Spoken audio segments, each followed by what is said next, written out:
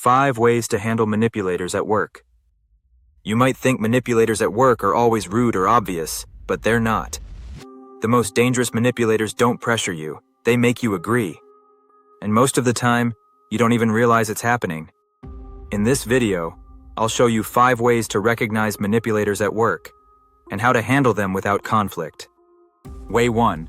Replace assumptions with clarity. Have you ever walked out of a meeting feeling like something just slipped out of your hands? You agreed to more work, more responsibility, more pressure, and you're not even sure how it happened. Nothing was said directly. No one ordered you around.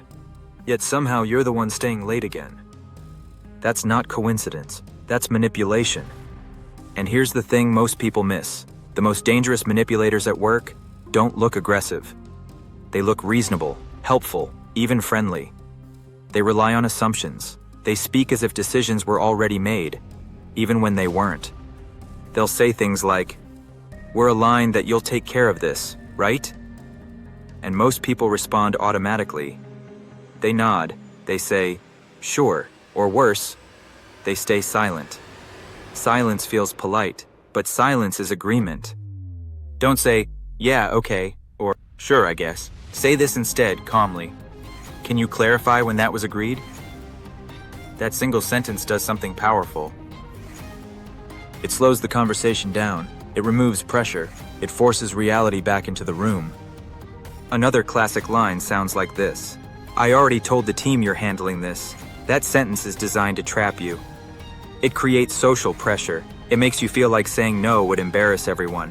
Don't panic. Don't explain your workload. Say this instead: "I wasn't aware of that." Let's clarify ownership before moving forward. You're not correcting the person.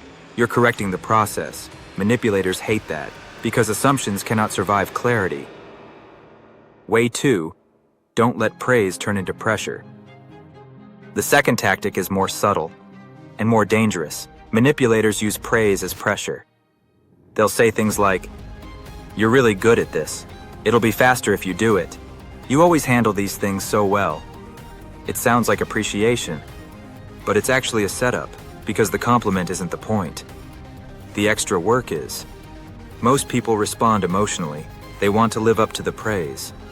Don't say, "Okay, I'll take it." Say this instead: "I can help, but I'll need clear expectations and timelines." Notice the shift. The praise no longer controls the situation. Structure does.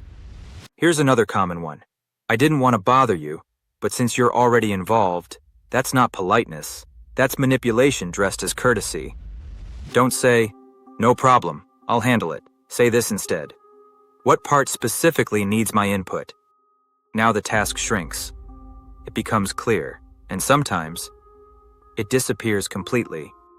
Here's the truth manipulators don't want you to realize.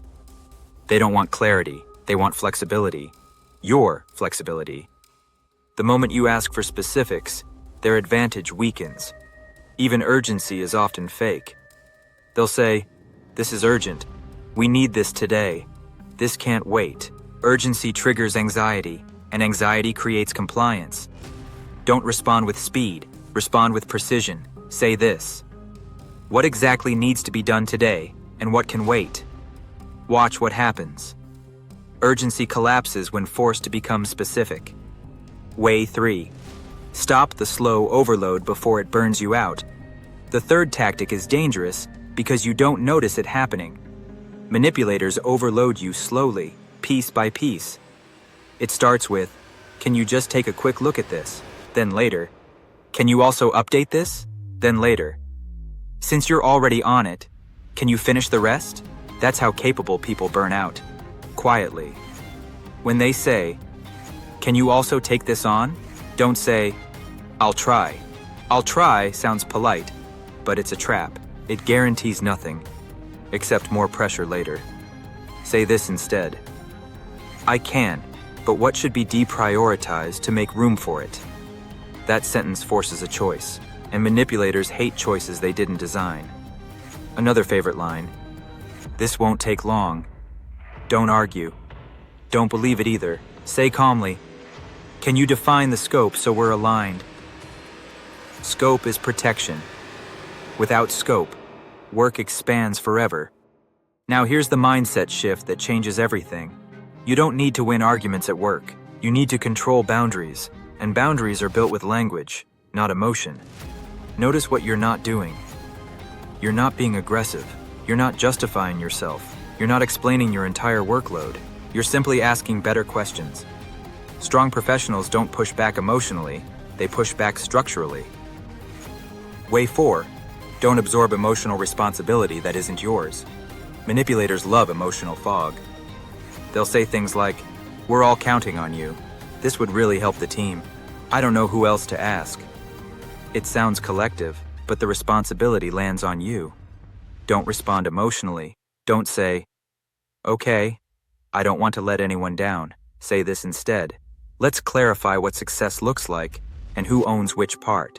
That sentence removes emotional weight and replaces it with logic. Here's another trap. If this fails, it'll reflect badly on all of us. What they mean is, on you. Say calmly, "What risks are we accounting for, and how are they shared?" Emotion loses power when accountability becomes visible.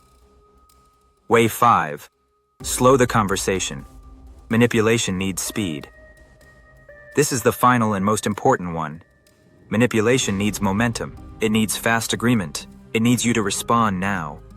That's why things are often said at the end of meetings, or in passing, or casually in the hallway. Never match speed with speed. When something feels rushed, say, "Let me think about this and get back to you." That's not weakness. That's control. Say, "Can you put that in writing so we're aligned?" Written clarity kills manipulation instantly, because manipulators rely on memory gaps, vagueness, and pressure. When you slow things down, their advantage disappears. And before finishing, one last thing you need to hear. Manipulators don't target weak people. They target competent ones, reliable ones, people who care and don't want conflict. Once you stop reacting emotionally and start responding strategically, something changes. They stop coming to you, not because you're difficult, but because you're clear. And clarity removes their power. You don't need to change who you are, you just need better sentences. Now, you know how to take your power back.